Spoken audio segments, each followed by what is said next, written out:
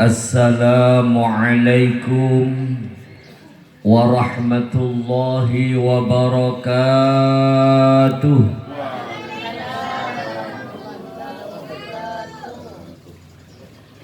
Bismillahirrahmanirrahim.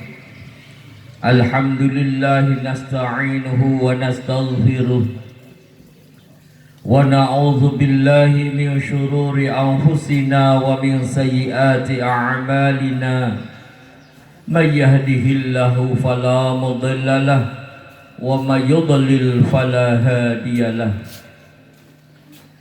Wa asyhadu an la ilaha illallah wahdahu la syarika lahu wa asyhadu anna sayyidana Muhammadan abduhu wa rasuluhu la nabiyya ba'dah. Allahumma salli wa sallim wa barik ala sayyidina wa maulana Muhammad wa ala alihi wa sahbihi wa man tabi'ahum bi ihsanin ila yaumil qiyamah, amma ba'du. Hadratal mukarramin, para kiai, para ulama, para tokoh masyarakat, wabil khusus al-mukarram Kiai Haji Muhammad Afif Mustaqim, al-mukarram Kiai Mas Dahlan, al-mukarram Kiai Mas Fatfur Rahman, dan juga yang kami hormati segenap Dewan Guru dan penanggung jawab Lembaga MTS dan Madrasah Aliyah Mishkatul Ulum. Tidak lupa wali murid beserta dengan siswa dan siswi Madrasah Sanawiyah dan Aliyah Mishkatul Ulum yang semoga senantiasa mendapatkan limpahan rahmat dari Allah Subhanahu wa taala. Amin ya rabbal alamin. Alhamdulillah, kita panjatkan puji syukur kehadirat Allah Subhanahu wa taala atas segala limpahan nikmat yang telah dilimpahkan kepada diri kita semua, sehingga pada kesempatan pagi hari ini kita bersama-sama dapat berkumpul di majlis yang penuh barakah ini dalam rangka zikra Maulidir Rasul Muhammad sallallahu alaihi wasallam, dengan harapan semoga setiap langkah ayunan kaki kita masing-masing dari rumah kita akan senantiasa tercatat sebagai amal soleh oleh Allah Subhanahu wa taala. Amin amin ya rabbal alamin. Salawat beserta salam semoga tetap tercurah limpahkan kepada junjungan kita Nabi besar Muhammad sallallahu alaihi wasallam. Semoga setiap lantunan sholawat yang senantiasa kita lantunkan dalam keseharian kita akan menjadi wasilah bagi diri kita semua akan memperoleh syafaatul uzma dari Rasulullah Muhammad sallallahu alaihi wasallam. Amin ya rabbal alamin. Marhaban.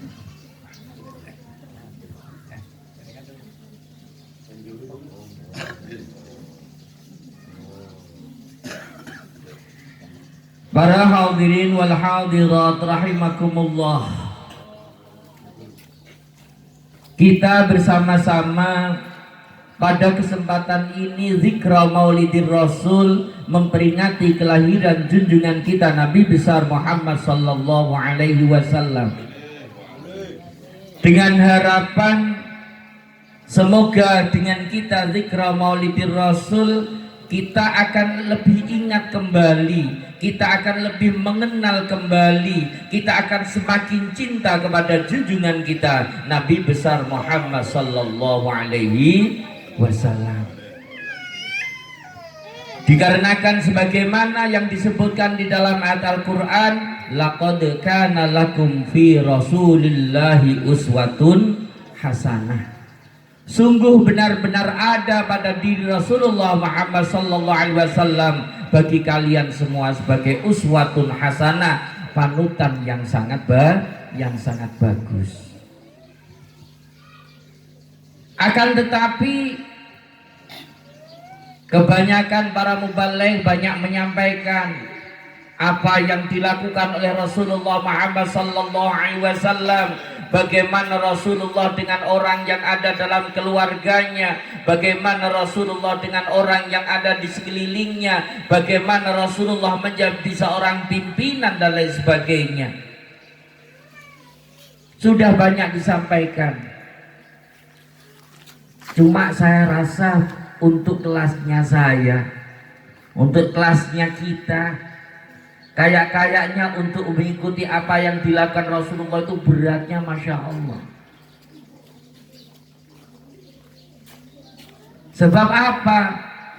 Sebab Rasulullah seringan diceritakan dalam majelis-majelis maulid, disampaikan Rasulullah itu kalau mau berangkat jamaah kadang-kadang sampai diludahi oleh orang kafir, sampai orang kafir tersebut itu langganan tiap hari kayak gitu terus sudah. Bahkan sampai suatu ketika orang yang kafir tersebut sakit, sehingga Rasulullah bertanya, kemana orang yang biasa meludahi saya? Sakit Kanjeng Nabi orang yang pertama kali jengok masa ering karpote, tak kira bisa jalan lagi nggak nikah. Insya Allah cobai sekalian nyambi tong-mentong kalaguan. Tidak mungkin mampu. Bagaimana Rasulullah yang senantiasa siap untuk memberikan suapan kepada orang kafir, orang Yahudi, orang Nasrani, orangnya buta, bagian minta-minta, ini selalu disuapi oleh Rasulullah Muhammad sallallahu alaihi wasallam. Setiap nyuapi orang itu sambil mencaci kepada Rasulullah Muhammad sallallahu alaihi wasallam. Kelar kira-kira ya? Tak kira kelar tuh. Kenapa Kanjeng Nabi bisa melakukan itu semua? Karena batinnya Kanjeng Nabi, bagian haddus syaitan sudah dibersihkan oleh malaikat Jibril Allahumma sholli ala Muhammad. Kanjeng Nabi dioperasi mulai kecil, dibedah dadanya oleh malaikat Jibril, dibersihkan haddus syaitannya nggak ada sama sekali. Ketika beliau tidak melaksanakan Isra Mi'raj, dioperasi lagi, dibersihkan lagi. Nah, kelasnya kita nggak pernah dioperasi sama sekali hatinya. Mau ngikut apa yang dilakukan Rasulullah, benar memang Rasulullah uswatun hasanah, tapi bukan kelasnya kita. Terus kita mau ikut siapa Ustaz? Norok Kanjeng Nabi tak mampu. Kita turunkan sedikit, barangkali kita bisa mengikuti apa yang dilakukan oleh para sahabat-sahabat Rasulullah Muhammad sallallahu alaihi wasallam. Kengeng tak masalah. Rasulullah Muhammad sallallahu alaihi wasallam menyampaikan, ashabi kan nujum bi ayyihim iqtadaitum ihtadaitum. Para sahabat tasengkok kan nujum, ibaratnya sebagaimana bintang-bintang yang ada di langit. Bi ayyihim iqtadaitum, di antara mereka siapa saja kalian mau mengikuti, ihtadaitum, maka niscaya kalian semua akan mendapatkan hidayah dari Allah Subhanahu wa taala. Oleh karena itu para hadirin wal hadirat rahimakumullah, pada kesempatan kali ini saya ingin menyampaikan, barangkali mungkin bisa dijadikan uswah kita, sekalipun bukan langsung Rasulullah, yakni melalui sahabatnya Rasulullah Muhammad sallallahu alaihi wasallam. Cuma ini harus didengarkan sampai tuntas. Kalau separuh, nanti insya Allah masjidnya sepi, musola sepi. Harus sampai tuntas. Separuh katondu, separuh nailang, bubar begitu ceritanya. Siapa sahabat Rasulullah yang akan saya ceritakan saat ini? Beliau namanya adalah Abu Dujanah. Sebab sahabat Kanjeng Nabi itu bukan cuma Abu Bakar, Umar, Utsman, Ali bin Pera itu. Banyak sekali sahabat-sahabat Rasulullah Muhammad sallallahu alaihi wasallam. Sebab sahabat itu adalah setiap manusia yang pernah berjumpa langsung dengan Rasulullah Muhammad sallallahu alaihi wasallam dan dirinya beriman kepada Rasulullah, semuanya dijadikan sebagai sahabat Rasulullah Muhammad sallallahu alaihi wasallam. Para hadirin wal hadirat rahimakumullah. Abu Dujanah ini merupakan salah satu sahabatnya Rasulullah yang sangat rajin berjamaah. Kalau sudah bicara tentang masalah jamaah, ini adalah Rasulullah orang yang pertama kali jamaah. Mulai di hari pertama tanggal 27 Rajab diperintahkan mengerjakan ibadah sholat, maka semenjak itu Rasulullah Muhammad SAW senantiasa mengerjakan sholat 5 waktu secara berjamaah. Ini ditiru oleh sahabatnya yang namanya Abu Dujanah. Cuma saja Abu Dujanah ini kalau selesai sholat, assalamualaikum, loncat boleh mas, tak wirid sekali. Habis sholat, assalamualaikum, langsung pulang. Gak pernah ikut wiritan Abu Dujanah. Makanya nih ceritanya berhenti di sini. Nanti orang Karpote rata-rata habis assalamualaikum, salam boleh semuanya. Musolana bubar nanti sepi nanti. Sehingga pada suatu ketika Rasulullah Muhammad SAW bertanya kepada para sahabatnya yang lain, kenapa Abu Dujanah itu kok gak pernah ikut wiritan? Ini katanya guru-guru saya kan gitu nyampaikan, orang itu kalau habis sholat gak mau wiritan, itu dalam bahasa Arabnya man laisa lahu wirdun fa huwa qirdun, katanya kayak gitu Kiai. Orang itu kalau habis sholat gak punya wiritan fa huwa qirdun, kayak motak, kayak kerang, mari langsung hilang gitu aja. Sehingga pada suatu ketika Rasulullah bertanya langsung kepada yang namanya Abu Dujanah, ya Abu Dujanah, kenapa kamu selesai sholat berjamaah dengan diriku, kamu langsung pulang begitu saja? Abu Dujanah matur kepada Kanjeng Nabi, wahai Rasulullah, bukan aku tidak senang di majelis engkau wahai Rasulullah, akan tetapi aku di rumah mempunyai anak-anak yang masih kecil, yang mana anak-anakku atau keluargaku adalah keluarga yang kekurangan. Kebetulan di tetangga rumah saya itu ada pohon kurma seondung karo mana kula Kanjeng Nabi. Ini ada pohon kurma agak doyong ke rumahnya Abu Dujanah. Lah Abu Dujanah ini orang tidak punya. Kadang-kadang nemu yang dipakai sarapan ya sarapan, nggak nemu ya puasa. Kalau Abu Dujanahnya sudah besar, sudah tua, mampu untuk puasa, putra putrinya.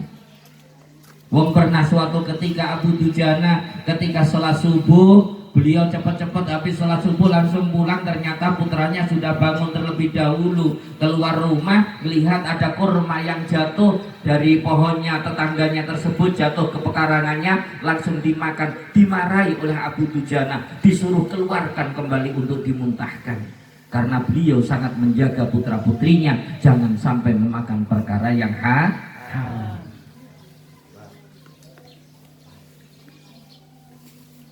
Maka kemudian Abu Dujanah menyampaikan kisahnya kepada Rasulullah Muhammad SAW yang hidupnya dalam kondisi serba kekurangan. Beliau menyampaikan, saya khawatir Kanjeng Nabi kalau sampai anak-anak saya memakan kurma yang jatuh dari pohonnya tetangga sebelah saya Kanjeng Nabi. Mon kita kan benih, masa mon bede pau nyebrang kalorong, masa bisa porakan. Kemas saya melo ka adek, saya nangali ka adek, jadi ya saya ngalah. Adek laporan sekali langsung, nah itu salah masuk ke pekarangan kok, nah itu. Abu Dujanah. Setelah mendengar kisah demikian, kemudian Rasulullah Muhammad SAW meminta kepada Abu Dujanah, hei Abu Dujanah, panggil tetangganya kamu, hadirkan ke sini. Maka benar Abu Dujanah ngajak tetangganya. Kebetulan tetangganya ini orang munafik. Orang munafik itu orang yang luar sama dalamnya tidak sama. Kayak kalau jenengan itu biasanya kalau bulan Syawal itu ya ada kongguan, tapi isi apa nangginan itu namanya pasugatan sing munafik. Dohir batinnya tidak sama. Dohir rakongguan, dalamnya nangginan. Setelah datang kepada Rasulullah, kemudian Rasulullah menyampaikan kepada orang tersebut, "Hei fulan, gimana kalau pohon kurma kamu ini aku ganti dengan pohon yang terbuat dari emas, daunnya terbuat dari perak, buahnya terbuat dari mutiara, tapi bukan sekarang, nanti di surga." Namanya orang munafik. Enggak Kanjeng Nabi, saya enggak biasa mautan Kanjeng Nabi. Saya kalau jual kontan Kanjeng Nabi. Mun kita kan enggak.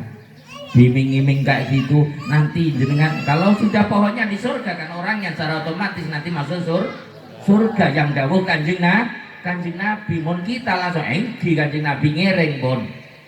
Ini orang munafik. Sehingga dirinya mengatakan, punten Kanjeng Nabi, tidak, saya tidak mau kalau jual belinya tidak kontan. Kanjeng Nabi kebetulan lagi tidak punya uang juga. Maka kemudian hal itu didengar oleh Sayyidina Abu Bakar radhiyallahu anhu. Sayyidina Abu Bakar kemudian mengatakan, "Hei fulan, sudah, kalau kamu tidak mau diganti pohonnya nanti di akhirat, saya beli sekarang juga. Kamu minta harga berapa? Akan saya beli dengan 10 kali lipat dari harga yang engkau minta." Diganti oleh Abu Bakar. Abu Bakar lebih ngerti. Dengar Rasulullah janji kayak gitu, bilang habis bayar kontan, matur kepada Rasulullah, "Nanti pohon kurmanya saya Kanjeng Nabi yang akan ngambil di akhirat." Dijawab Rasulullah, "Iya Abu Bakar." Akhirnya Abu Bakar yang dapat. Setelah itu maka dihakkanlah pohon kurma ini kepada Abu Dujana. Sehingga ketika orang munafik itu sudah pulang, rembuk lagi sama istrinya, "Bu, alhamdulillah untung rajin kok. Apa kurma jadi ya seneng lawan ngagurat. Beli bi Abu Dujana, saya milih Abu Bakar, aku nalarang. Tinggi dan jadi akan Pak Guningnya tanah sengkok, deki malam polong, di nama tak melo Abu Dujana. Nyaman hari munafik.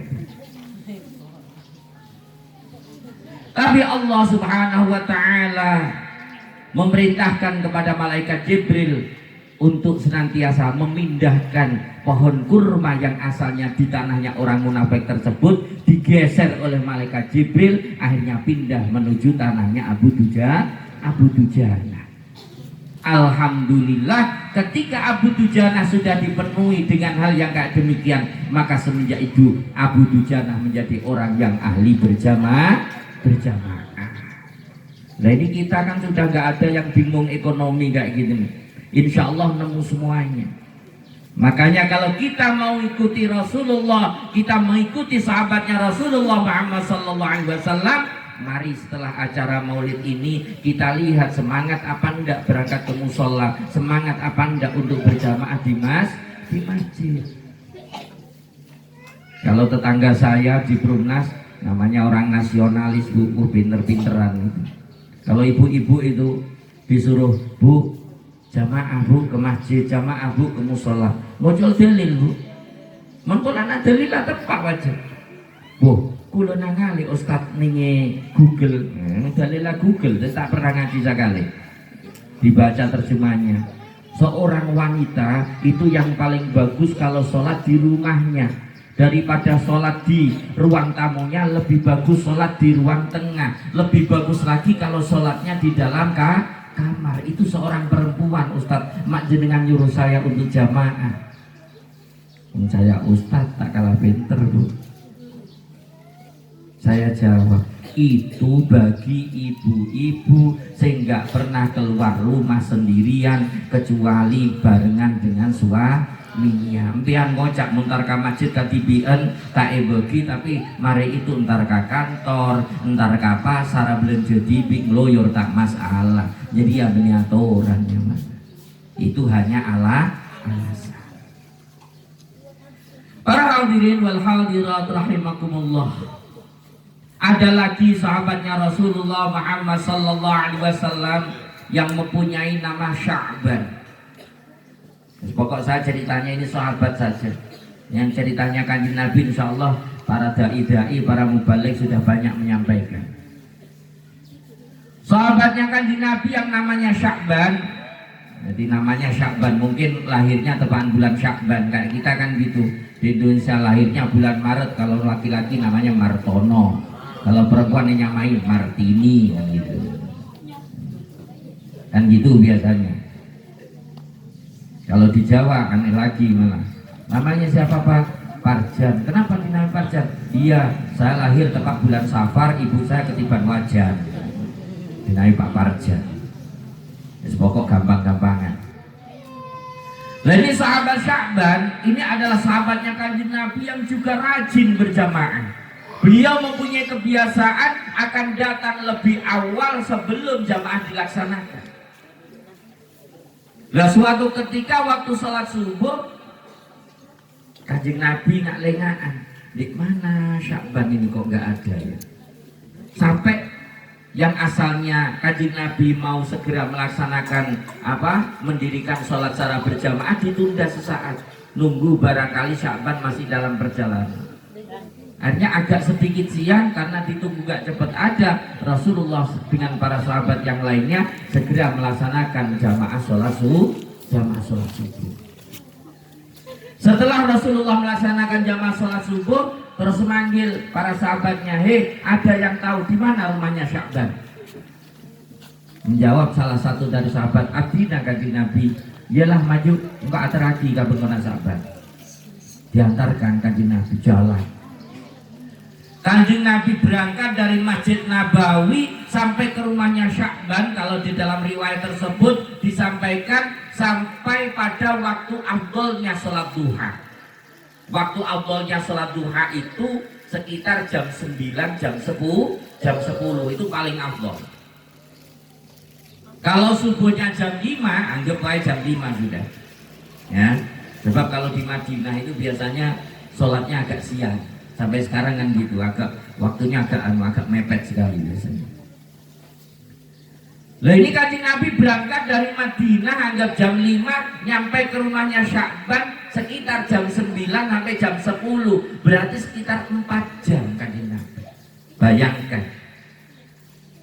Ini dilakukan Sya'ban tiap hari. Kalau jamaah ke Masjid Nabawi 4 jam beliau berjalan dari rumahnya menuju Masjid Nabawi. Maka setelah nyampe ke dalamnya Sya'ban, Kanjeng Nabi ngetuk pintu. Assalamualaikum. Waalaikumsalam. Keluarlah seorang wanita. Kanjeng Nabi bertanya, apakah ini rumahnya Sya'ban? Engki Kanjeng Nabi. Silahkan masuk Kanjeng Nabi. Akhirnya Kanjeng Nabi didampingi oleh sahabatnya masuk ke rumahnya Sya'ban. Terus Rasulullah bertanya kepada istrinya, di mana Sya'ban? Istrinya sambil menunduk, meneteskan air mata, menyampaikan kepada Rasulullah, Kanjeng Nabi, Sya'ban tadi sebelum melaksanakan sholat subuh, menjelang subuh Sya'ban meninggal dunia Kanjeng Nabi. Kanjeng Nabi langsung mengatakan, innalillah wa inna ilaihi raji'un. Tapi ada 3 hal yang mau saya tanyakan kepada jenengan Kanjeng Nabi, katanya istrinya Sya'ban. Ya, apaan? Istrinya mengatakan, tadi Kanjeng Nabi ketika Sya'ban itu hampir meninggal dunia, beliau mengatakan 3 hal. Yang pertama, beliau mengatakan, kenapa kok enggak jauh? Kenapa kok enggak jauh? Kenapa kok enggak jauh? Habis itu diam Kanjeng Nabi. Setelah itu Sya'ban mengatakan lagi, kenapa kok enggak yang bagus? Kenapa kok enggak yang bagus? Kenapa kok enggak yang bagus? Katanya Sya'ban. Habis itu diam lagi. Terus mengucapkan lagi kalimat, kenapa kok enggak semuanya? Kenapa kok enggak semuanya? Kenapa kok enggak semuanya? Setelah itu kemudian Sya'ban meninggal dunia. Rasulullah Muhammad sallallahu alaihi wasallam menyampaikan kepada istrinya, ketahuilah bahwasanya setiap manusia ketika dirinya hendak dipanggil menghadap kepada Allah Subhanahu wa taala, maka ditampakkanlah amal-amal perbuatan yang ia lakukan selama hidupnya. Sya'ban melihat bahwasanya setiap langkah-langkah manusia, langkah-langkah dirinya menuju ke Masjid Nabawi, itu pahalanya sangat besar sekali, sehingga dirinya mengatakan, kenapa rumah saya nggak lebih jauh lagi? Padahal 4 jam Sya'ban berjalan dan rumahnya menuju masjid. Beliau masih mempunyai rasa penyesalan, kenapa nggak yang jauh, kenapa kok nggak yang jauh. Ini yang dialami oleh Sya'ban radhiyallahu anhu. Sedangkan kita, ibu-ibu, bapak-bapak, ya, masjid di samping rumah kita, musola di depan rumah kita. Akan tetapi setiap ada panggilan dari seorang muadzin, kita merasa berat untuk melangkahkan kaki kita. Bahkan kadang-kadang adik-adik mungkin yang putri yang lagi ninggu sinetron, ya, di masjid adzan Allahu Akbar, Allahu Akbar, saingan TV-nya iparanyin dia Arya ageng guna adzan yang kebar ageng naudzubil. Ini Sya'ban yang setiap harinya kakinya melangkah dari rumahnya menuju ke Masjid Nabawi 4 jam, dirinya masih merasa kurang jauh ketika beliau mengetahui betapa besarnya pahalanya setiap langkah-langkah manusia menuju tempat ibadah. Dan yang kedua, kenapa Sya'ban mengatakan kenapa kok enggak yang bagus, kenapa kok enggak yang bagus? Karena pada suatu ketika Sya'ban, ketika hendak menuju Masjid Nabawi, kebetulan musim dingin. Di Madinah itu kalau sudah kadung dingin, ya dingin, nggak kayak di sini. Sini dingin, tapi nggak seberapa dinginnya. Nah ini ketika di perjalanan, kebetulan Sya'ban itu sengaja menggunakan baju yang luar ini menggunakan baju yang biasa, yang dalam pakai baju yang bagus. Rencananya nanti kalau masuk Masjid Nabawi yang kurang bagus ditaruh di luar, beliau melaksanakan sholat menggunakan pakaian yang bagus. Tapi ternyata ketika beliau melakukan itu, di perjalanan bertemu dengan orang tua yang dalam kondisi kedinginan. Maka secara begitu saja beliau menyampaikan kepada orang tersebut bahwasanya ini pakailah bajuku yang luar. Karena kan emok mon pasai bagi ini sebagian dalam kan ki emok nyari kenengan ya mon sekarang nyaman kenengan binyak. Akhirnya yang kurang bagus dikasihkan kepada orang tersebut karena dalam kondisi kedinginan. Maka yang dilakukan oleh Sya'ban ini menjadi sebuah penyesalan ketika beliau mengetahui bahwasannya lan tanalul birra hatta tunfiqu mimma tuhibbun, kamu tidak akan memperoleh kebaikan secara utuh kecuali kamu memberikan sesuatu yang paling engkau cintai. Ini jadi penyesalannya Sya'ban. Kenapa kok enggak baju yang bagus saja sehingga pahalanya nanti di sisi Allah Subhanahu wa taala akan mendapatkan pahala yang sangat besar. Dan yang terakhir, kenapa Sya'ban mengatakan kok enggak semuanya, kok enggak semuanya, kok enggak semuanya? Karena pada suatu ketika Sya'ban di pagi hari setelah melaksanakan sholat duha, beliau duduk-duduk di rumahnya sambil makan roti dan susu. Dari Madinah, orang kantor kan paling gulu di kopi biasanya kan kayak itu, atau mungkin pakai nih katanya orang Cerme biasanya ngomong lonyang. Kalau orang sini gulu, orang Cerme lonyang katanya, orang Cerme Bondowoso itu. Apa lonyang 10 kenyang ya. Jadi dia gulu kan. Nah ini Sya'ban makan roti sambil minum susu. Kemudian datanglah seorang pengemis. Datang, bilang sama Sya'ban, Pak Sya'ban, saya sudah 3 hari nggak makan Pak Sya'ban. Saya minta sedekahnya.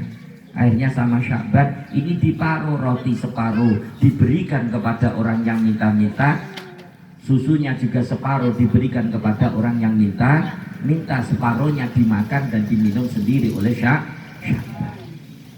Nah ini ketika beliau hendak wafat ditunjukkan pahalanya, makanya dirinya masih merasa kasta. Kenapa tidak semuanya saja aku berikan kepada mereka, sehingga aku akan mendapatkan pahala yang besar di sisi Allah Subhanahu wa ta'ala. Para hadirin wal hadirat rahimakumullah, melalui hikayah riwayat-riwayat tersebut berdua dari sahabatnya Kanjeng Nabi, semoga akan menjadi sebuah motivasi bagi diri kita semua setelah kita melaksanakan peringatan Maulidir Rasul Muhammad sallallahu alaihi wasallam, terutama kita semua bisa menjaga sholat 5 waktu kita. Ini putra putri kita, ya, ini harus kita ingatkan, kita kontrol. Sebab kadang-kadang anak amputri teledor, waktunya sholat harus sering dikontrol. Coba tanya melulu, mereka ngakan coba tanya ngakan melulu. Mau masalah ngakan lapar mesti minta. Mun abejeng tak kira nak kana tanyaan karing tua. Ini yang harus sering kita tanyakan.